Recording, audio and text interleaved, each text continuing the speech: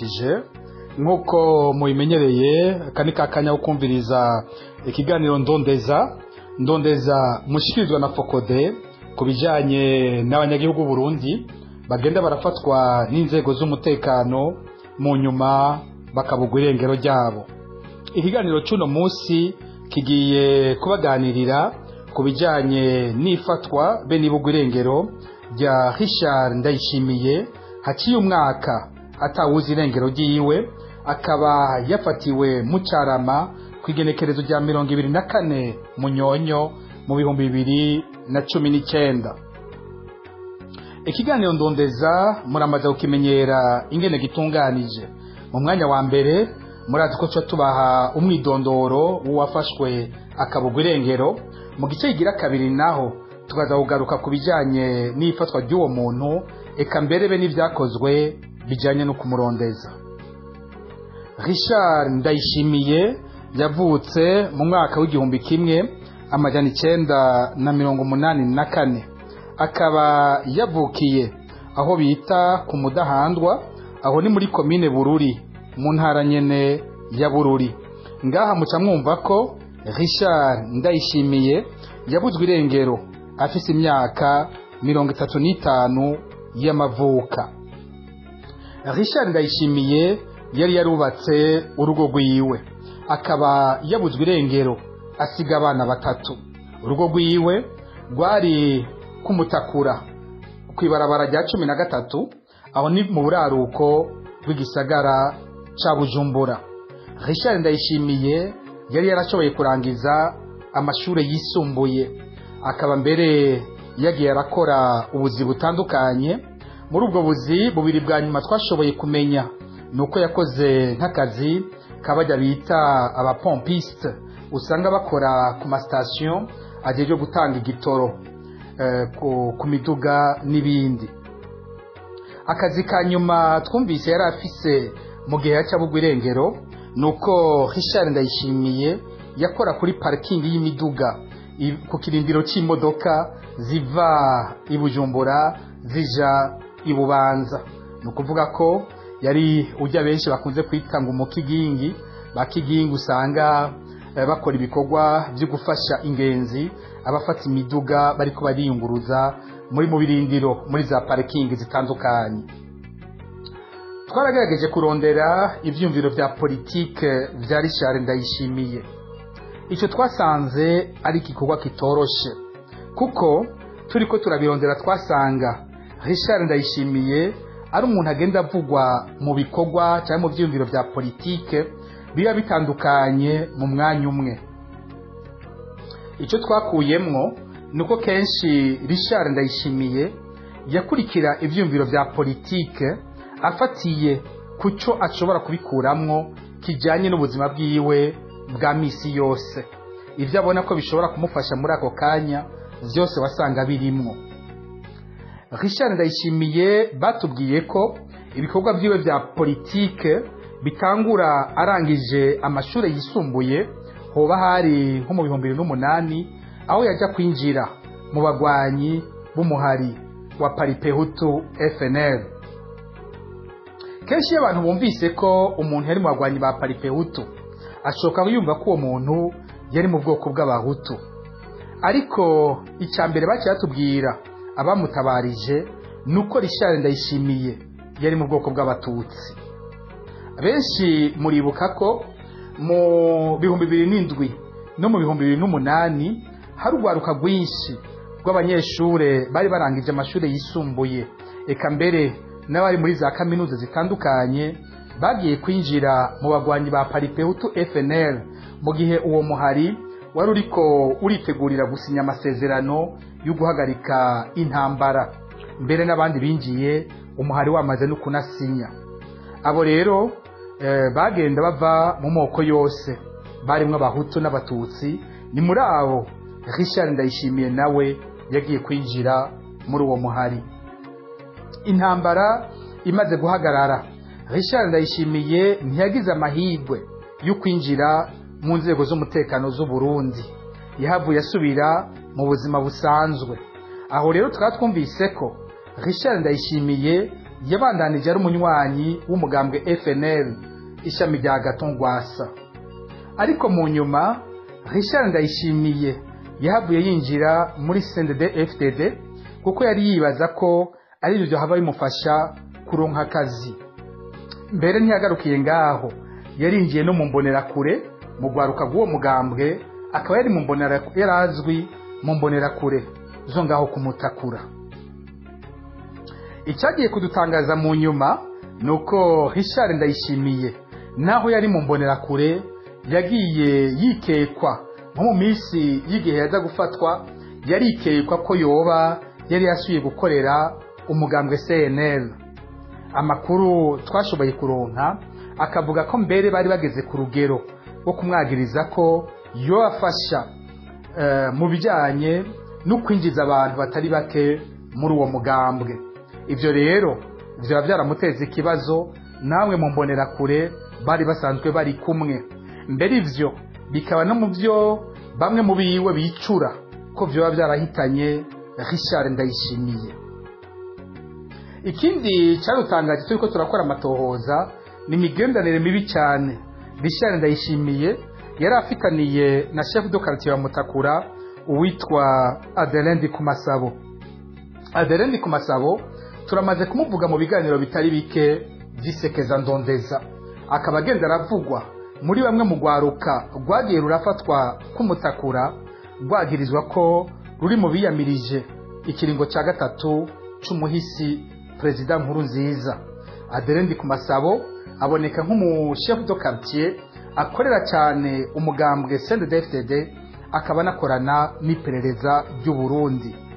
Twaramuvuze mu biganiro bitari bike, harimwo nk'iganiro cyamaze umwanya munini cyari cerekeye ugwaruka rushika abantu bashika 30 bafashwe ku igenekerezo rya 4 Kigarama mu 2015 ngaho nyene kumutakura, bikavuga ko bamaze gufatwa baciye bashikirizwa umuhisi Lieutenant Colonel Darius Ikurakure. Kuva ico gihe, kuva uwo mugoroba, akaba atawurasubira gukubita ijisho ugo gwaruka. Adeline Ndikumasabo yaravuzwe no mu bandi batari bake bagiye bafatwa muri Mutakura na Cibitoke bagirizwa ko badashiga ikiringo cya gatatu cya Nkurunziza, mbere bakagira ko bakaca babugwa irengero ryabo. Mu matohoza rero twakoze twashobora kumva ingene uyu nawe yitwa ko ari mu mbonerakure Richard Ndayishimiye yari afitaniye ingwane zikomeye na Adeline Ndikumasabo. Abegereye Richard Ndayishimiye batumenyesheje ko Adeline Ndikumasabo yari amaze kumufatisha incuro zibiri zose.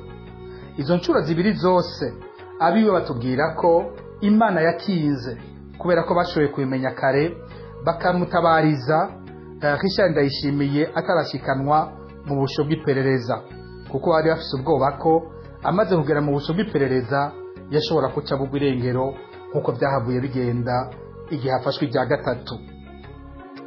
Nta kimenyetso na kimwe dufise gushika mu matohoza twakoze cyerekana vy'ukuri ko Richard Ndayishimiye yafatishijwe na Adeline Ndikumasabo.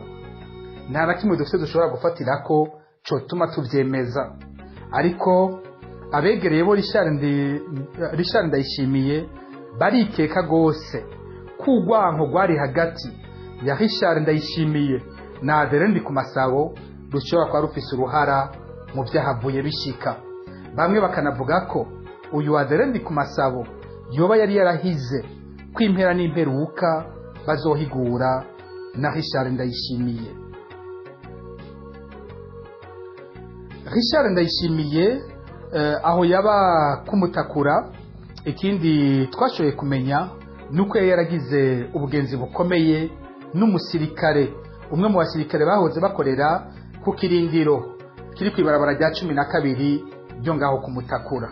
Ibi rero nivyo tugiye kuca twumva mu kanya biza kuca bihura n'ivyahavuye bihitana ubwa nyuma Richard Ndayishimiye.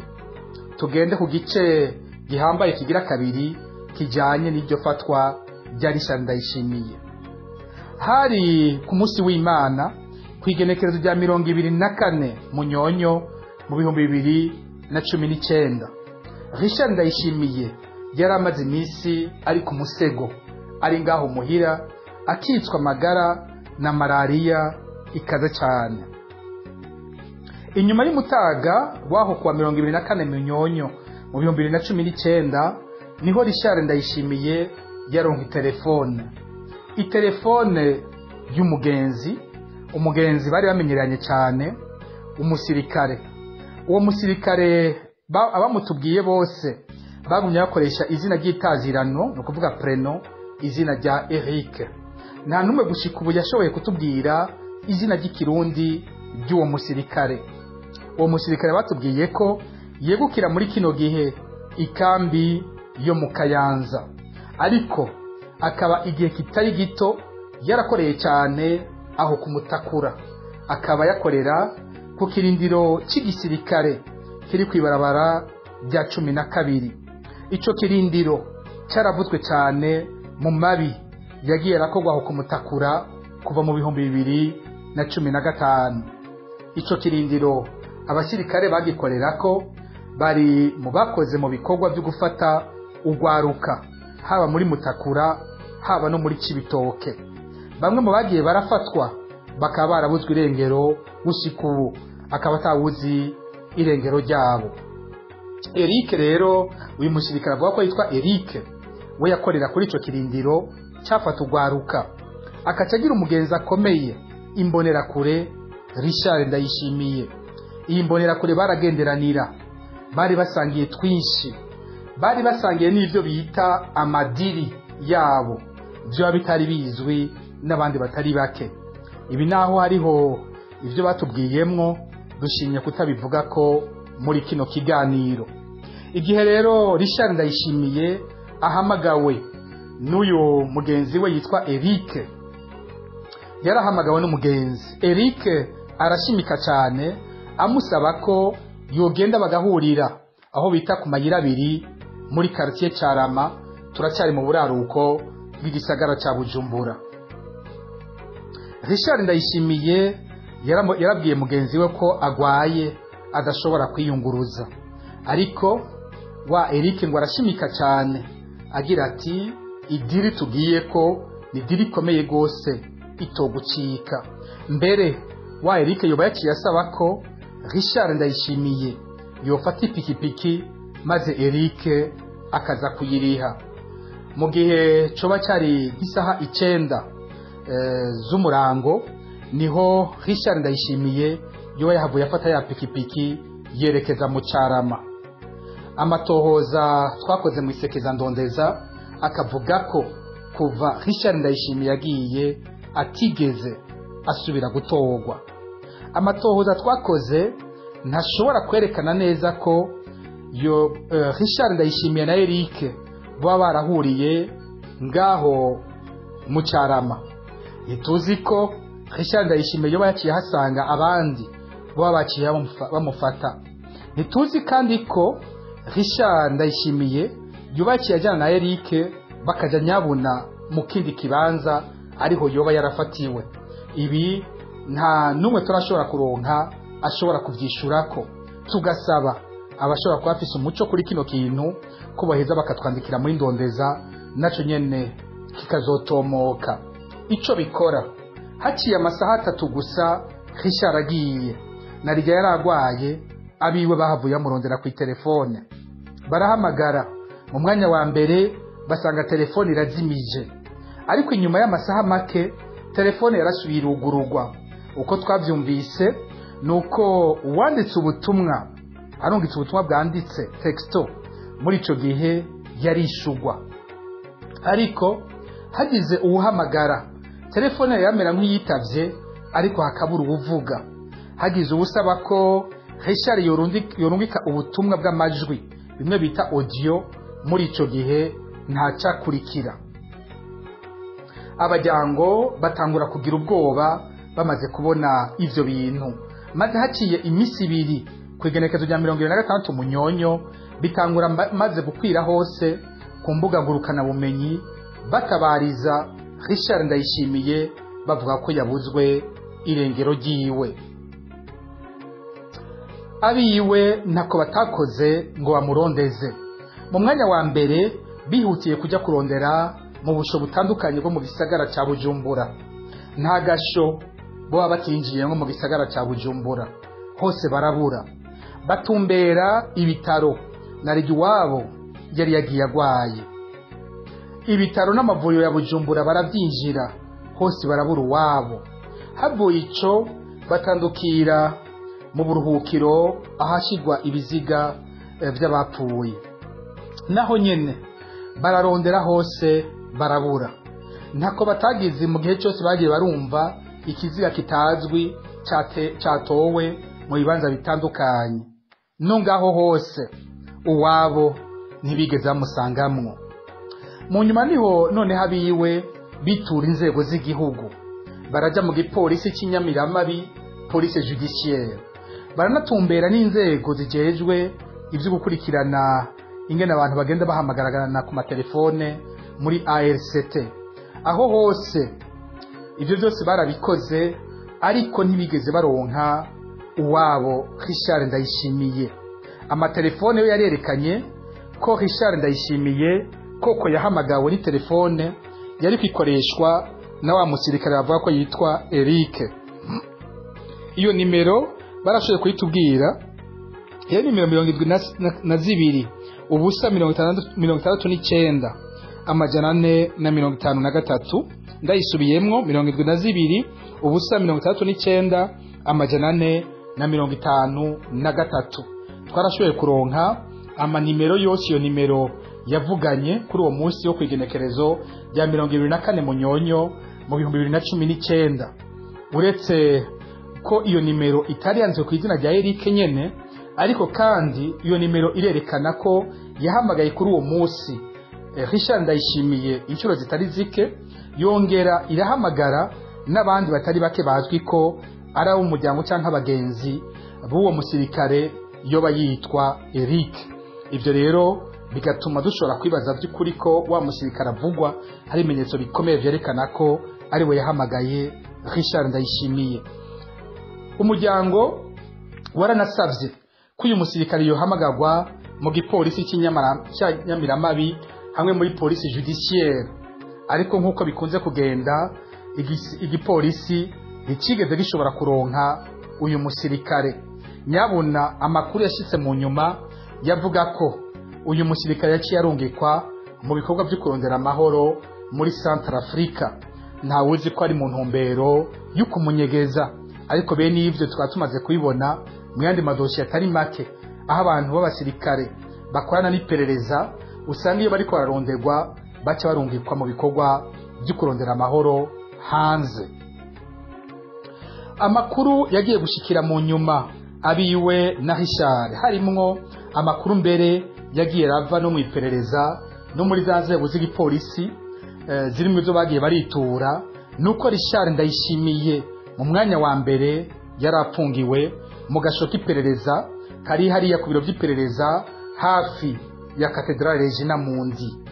Ayo makuru yaranemeza ko Richard Ndayishimiye yari mu minwe y'umutegetsi wo mu iperereza dukunze kuvuga Colonel Alexis Ndayikengurukiye batazira Nkoroka. Haranatanzwe n'izina ry'umuopeji yo yari afise dossier ya Richard Ndayishimiye. Ayo makuru yabaye menshi cyane, yari yemeza ko Richard Ndayishimiye yari aho hantu, ariko mu nyuma havuye hanaboneka amakuru y'icyamugongo avuga ko Richard Ndayishimiye yoba yarungurujwe atwagwa muri Bujumbura rirare. Haranavuzwe ngaho nk'ikomine nka Mubimbi, mbere hazamwo ko yoba yaranajanywe muri vya bitero vya muri Bujumbura rirare mu kwezi kwa kabiri mu 2020. Nta vyemezo dufise gushika ubu by'ayo makuru yose, tugasaba abashobora kuba bafite ico bazi kuri ivyo ko boheza bakatwandikira muri ndondeza. Ngaho ikindi twoheza tugashimika ko nuko uwo wese yagize uruhara mu kurondeza Richard Ndayishimiye, haba barondeye ya nimero yamuhamagara, haba abashimitse mu gipolisi, abo bose bahavuye batega ubwoba. Umwe wese akaba yabwirwa ati ivyo bintu uri kurakurikirana umenye ko bishobora kugutwara gatwe nawe, kuko ikibazo kirakomeye. Uyu muntu ivyo yafatiwe birakomeye cyane, ivyo yagirizwa ntavyo muzi mukavyishinga, namwe birabahitana. abagiye bakurikirana iyo dosiye bose bahavuye bagira ubwoba kubera iterabwoba bagiye baragirirwa. Ntawo kwibagira kongera ko bamwe mu mbonerakure batumbereye abo kwa Richard Ndayishimiye bababwira ngo barazi yapfungiwe bakanasaba amafaranga, hoba hariho n'abayaronse, ariko abo bose ntibigeze berekana iyo Richard Ndayishimiye apfungiwe. Aha ntawo kwibagira ko inzego z'igihugu zigumiye mu gacerere, yaba leta, cyaba igipolisi, yaba iperereza, yaba kandi umugwi w'igihugu y'agatakaje na muntu CNDH, abo bose ntacyo bakoze kiboneka kijanye no kurondeza umwana w'igihugu Richard Ndayishimiye. Abiwe bakaba basaba ko nimba kiriho yotwagwa imbere y'ubutungane, nimba afite ivyo yagirizwa akaburana ari muzima, nimba naho yari yishwe ikiziga kiwe kigatangwa maze bakamushingurana iteka.